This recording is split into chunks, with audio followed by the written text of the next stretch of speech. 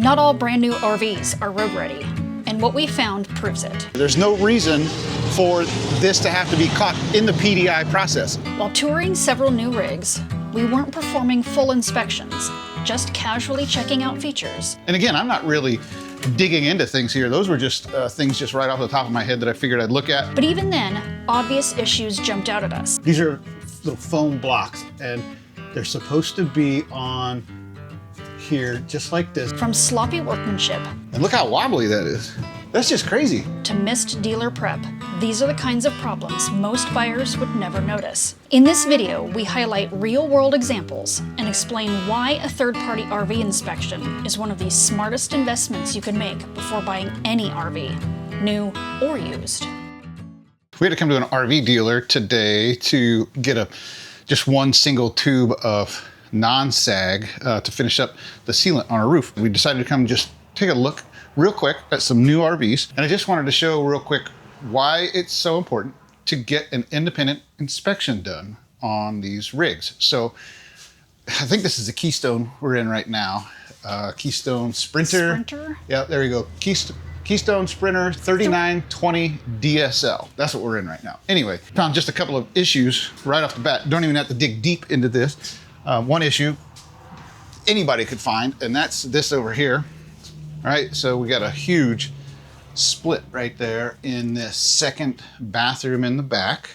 And then up here, what we're looking at, this has a cable slide system. I think all of the smaller slides on this rig are cable slide systems. And we can see right here, these are little foam blocks, and they're supposed to be on here just like this. This is a BAL slide system, and they go on here to prevent vibration and keep this nut from coming loose. Well, look down below underneath here, the other nut. Oh, look at that. I can spin this with my finger.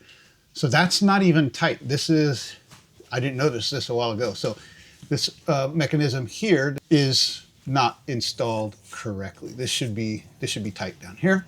And if you look over there, there's that one's got both blocks on it, like it should. Come over here, this one's missing a block here.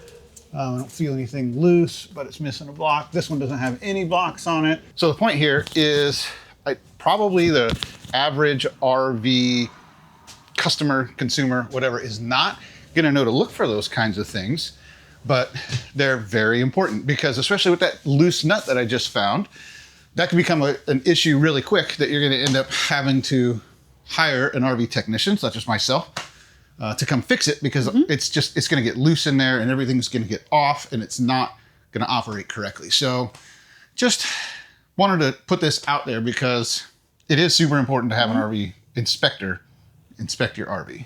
Yeah, and we'll go ahead and show you some footage from a slide that we recently worked on down in South Padre. Right.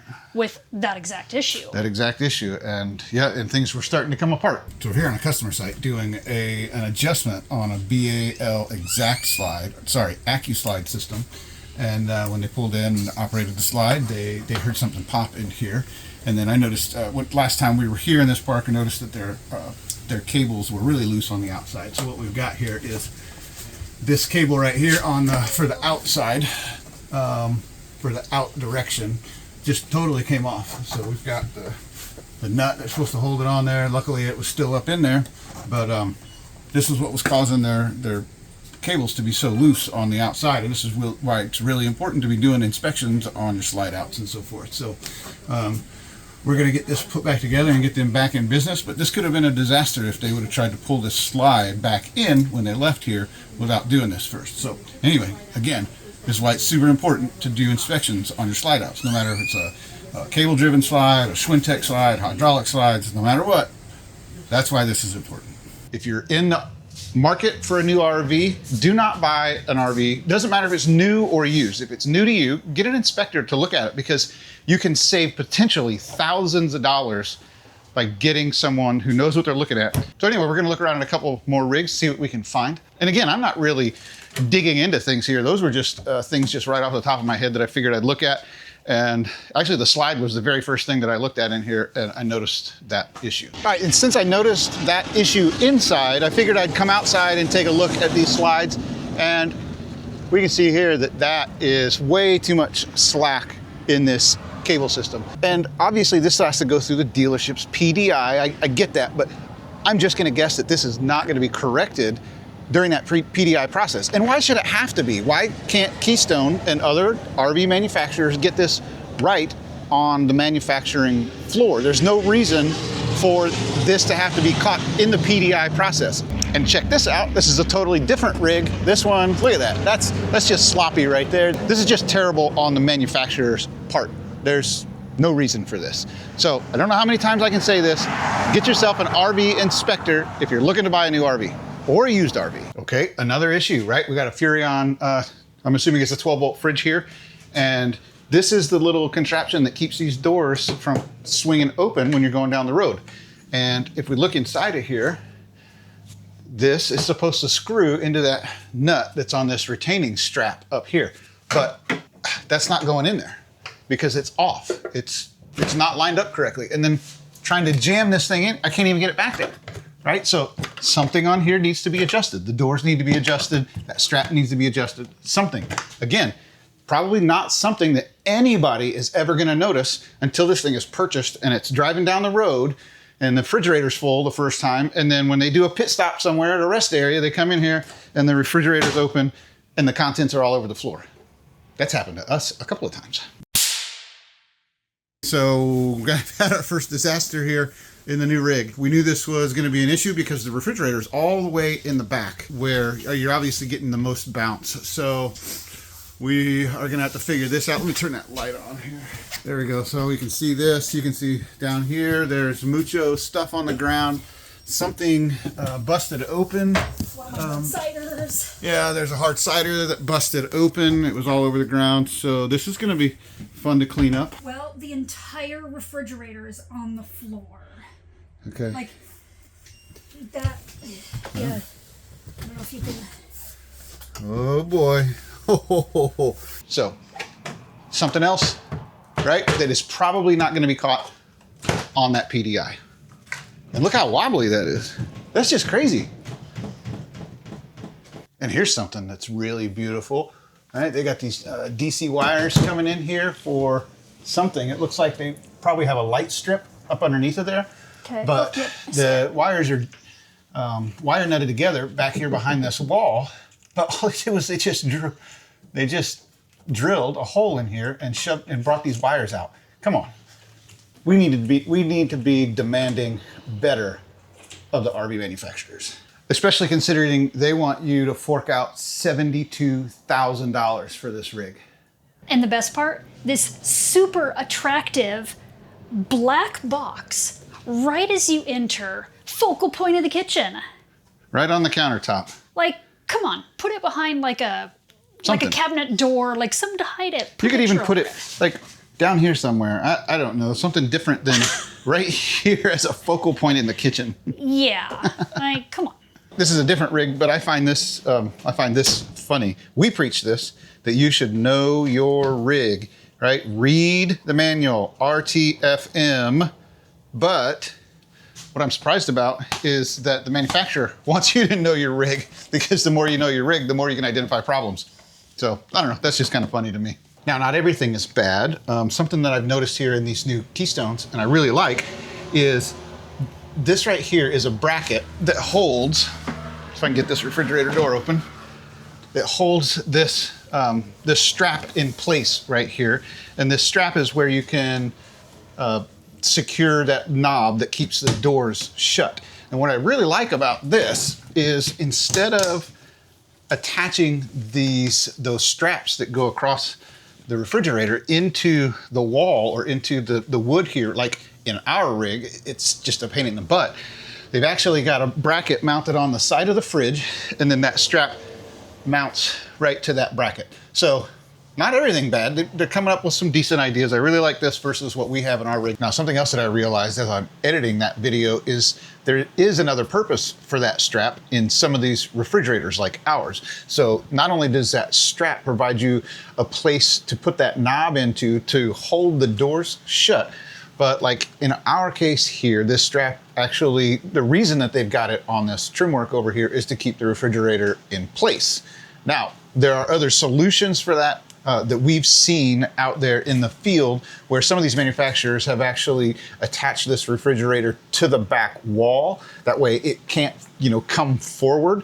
That, I think, is a better option than having this strap on in this trim work, because you can see here on ours it's getting chewed up, and I think over time this is just going to get worse and worse, and eventually this piece right here is going to have to be replaced. So even though I did like the idea of that strap having its own bracket on the side of the refrigerator, well, sometimes they serve a dual purpose. What do you think about this seating in here?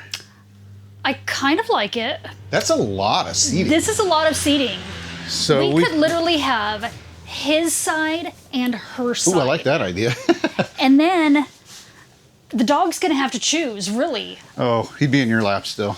Probably. But look at all of that room. I mean, what I don't like about this setup, though, is there's nowhere to put your drink. Or if you're eating, there's nowhere to, put your food or anything. Look at that. All right, I eat my words. That is genius right there. Yes. But at least the furniture is adult size. It is adult size. Not midget size like what came in ours. Can you say midget these days? I don't know. I don't know. I mean, I like vertically midgets. challenged? Vertically challenged, yeah. Short people. And then for all you short people, vertically challenged people like me, okay, this is great. These are nice, big cabinets, but... Yeah, so I'm, just shy of 6 feet. I do not want to have to get a step stool out, because really... the bottom shelf is the only thing that's usable for me, because even here, so, Yeah. And here's an interesting one here. So this rig's got 3 AC units. We've got 2 of the thermostats right here, and I'm assuming, well, I know they are. And those are for the 2 air conditioners out here. You got one in the kitchen, and you got one back there in the living room. But here's my question. Why have the 2 thermostats right here? They're both measuring temperature in this spot right here. So if this one's the one for the living room, it may be a completely different temperature back there than it is right here. So that makes no sense to me to have these 2 right next to each other, and they're sensing temperature in the exact same spot, but controlling 2 different air conditioners. That makes no sense. So I know some of you are just gonna be like, quit bitching, they can't be perfect. And for those of you who would say that, I would say when you're spending $100,000 plus on these RVs, you really should expect a little bit more quality, features that actually work. It's really not just bitching and griping when you're spending that much money on one of these RVs. That's a big investment to make, to have a bunch of features that are just, that don't make sense, or things that don't work, or things that you don't find are broke until you take possession of the rig. So maybe some of this stuff seems a little bit frivolous to you guys, but just keep in mind how much money we're spending on these RVs. All right, so I don't know if you have a washing machine in your rig or not, but if you've ever had to move one of these things, they are heavy. And this is where this rig has its washer dryer prep. Can you imagine picking that thing up? I think it's about 150-ish pounds. Yeah. So you're picking that up. These doors would definitely have to come off. Well, not only that, but you have to avoid hitting the dresser as well. Yeah. So you got to lift it up even higher to get it in there. So yeah, I would almost set it on the dresser and then... Yeah, that makes no sense to me. Ooh, I do not want to be putting a washing machine in this rig. No. All right. So I think the RV comedy tour here is over. We've hit enough of them, I think. Actually, one more thing to point out. I kind of dig these. I haven't seen them on yet, but these are this is strip lighting. LED strip lightings that go across the top. Seem to be common in all of these new Keystones that we've looked at today. I don't know that. I think everything we've looked at has been a Keystone. Not picking on Keystone particularly. It just happens that that's what we looked at today. But anyway, comedy tour's done. We got other stuff to do. Yep. We'll see you later. All right.